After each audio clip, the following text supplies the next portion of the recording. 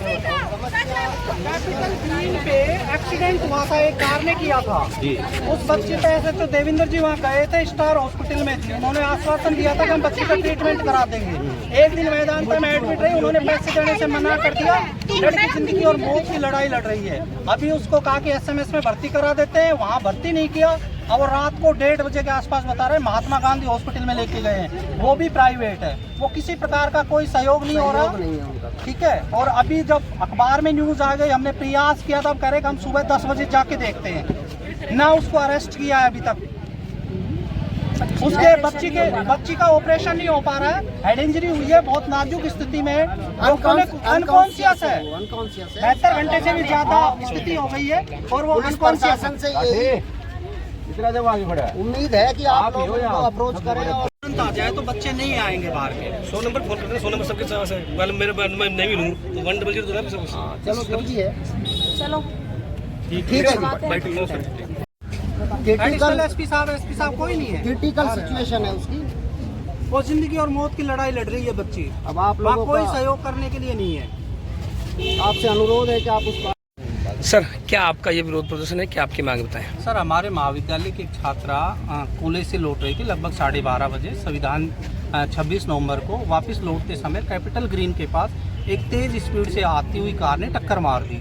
4 बच्चियां थी, जिनमें से 2 तो सेफ है, एक के पैर में फ्रैक्चर तो नहीं है, बता रहे मांस फटा है, बट जो चौथी बच्ची है उसकी स्थिति बहुत ज़्यादा गंभीर है ना। उसको पहले स्टार हॉस्पिटल लेके गए थे, फिर उसके 3 घंटे बाद में उनको हमने बड़ी मुश्किलों से रेफर कराया। SHO साहब भी आए थे, कहा था करेंगे, बड़ी मुश्किलों से काफ़ी खींचातानी के बाद, काफ़ी विवाद होने के बाद में उसको वहाँ से रेफ़र किया गया। फिर वो मैदान हॉस्पिटल लेके गए और उन्होंने हमें आश्वस्त किया था कि हम इस बच्ची का पूरा खर्चा उठाएंगे, क्योंकि उसके जो फादर है बच्ची के, वो एक प्राइवेट कंपनी में जॉब करते हैं। उनके पास इकोनॉमिकली स्थिति ऐसी नहीं है कि वो इसका इलाज करा सके। कल वो जाने के बाद में उन्होंने कहा साहब बहुत भारी खर्चा आ रहा है, हम तो पे नहीं कर सकते। लगभग बता रहे हैं 1.5 लाख रुपए उन्होंने पे किया और उसके बाद वहाँ से आ गए और बच्ची को शिफ्ट करा दिया SMS हॉस्पिटल जयपुर। लेकिन SMS हॉस्पिटल जयपुर भी बच्ची को एडमिटेड नहीं किया गया। उसके बाद वो रात को 1:30 बजे के आसपास महात्मा गांधी हॉस्पिटल में लेकर गए हैं। मीडिया से हमने अपील की थी, वीर सिंह जी जो आपके पत्रकार हैं उनसे, तो उन्होंने न्यूज़ लगाई। तो सुबह 10 बजे वहाँ पर फिर गए साहब हमने करा दिया, अब हम जा रहे हैं, लेकिन ना तो उसको भर्ती प्रॉपर इलाज मिल पा रहा है। बच्चे की स्थिति बहुत ज़्यादा नाजुक बनी हुई है, ऑपरेशन बहुत क्रिटिकल स्थिति में है। 72 घंटे से भी ज़्यादा हो गए, बिल्कुल अनकॉन्शियस है। बिल्कुल। तो जो दोषी है, जो जिसकी गाड़ी से एक्सीडेंट हुआ, क्या उसकी पहचान हुई या पकड़ में आई? पहचान तो उसी समय हो गई थी, वो कैपिटल ग्रीन में रहता है। उसके जो भी है ना, जो भी पत्रिका में आया बताया इसका दिया था नाम, और उसी समय वो आ गए थे, उनके फैमिली के भी आ गए थे। उन्होंने आश्वासन दिया था कि साहब हम इसका पूरा ट्रीटमेंट करवाएंगे, बट वो अभी पीछे हट रहे हैं। उनके कोई रिप्रेजेंटेटिव थे, मेरे को खुद कॉल किया उन्होंने और ये कहा कि साहब मैं भी एक मीडिएटर हूँ, मैं तो इतना तो मैं नहीं कर पाऊंगा। मैंने कहा आपको बच्ची का ट्रीटमेंट कराना है, लेकिन वो अभी उनसे कोई संपर्क नहीं हो पा रहा है। आपके प्रबंधन की तरफ से या पीड़ित पक्ष की तरफ से, बच्ची के परिवार की तरफ से कोई FIR वगैरह दी गई है क्या? नहीं, अभी तक कोई FIR दर्ज पुलिस प्रशासन ने भी नहीं की है। तो आपकी तरफ से या प्रबंधन की तरफ से, किसी की तरफ से? तो उस समय बच्ची के साथ है ना, शिकायत करने के लिए आए, क्यों नहीं उसको अरेस्ट किया, क्यों नहीं उसको अब तक FIR दर्ज की।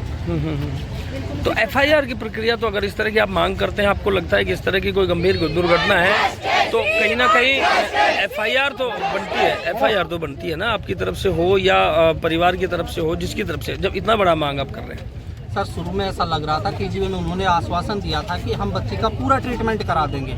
वो तो बाद में मैदानता में जाने के बाद में शायद बजट बहुत ज़्यादा हो गया था बिलों का, तो वो मुकरे या तो उसके बाद में फरार हो गए। Thank you sir.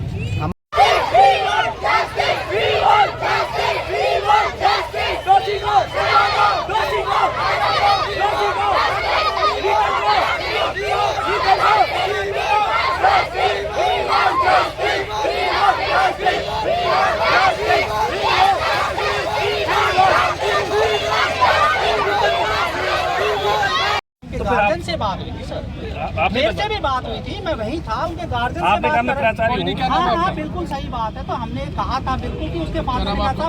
मेरा नाम Ajit Baisla, principal vice principal है। हमारा केवल कहने का मतलब है बच्ची अनकॉन्शियस है, क्रिटिकल सिचुएशन में आपके अवसर मिलती है। हम आपसे अलग से सहयोग रिक्वेस्ट कर रहे हैं, इंटरवेंशन कि आप अगर उनको जो दोषी है, देखो एक्सीडेंटल केस है, हम मानते हैं, लीगल जो प्रोसेस है उसके अकॉर्डिंग आप करेंगे।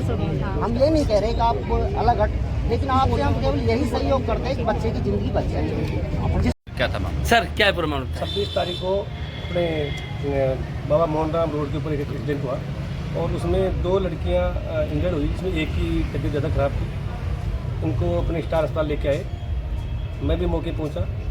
मेरे द्वारा परिजन और जो स्कूल के प्रिंसिपल है उनको प्रार्थना पत्र एक्सीडेंट की देने के लिए कहा गया। तो इन्होंने बताया कि साहब हम पहले बच्चे का इलाज कराएंगे और इसको पहले हम गुड़गांव मेदांता में लेके जाएंगे, उसके बाद ही हम इसका रिपोर्ट देंगे।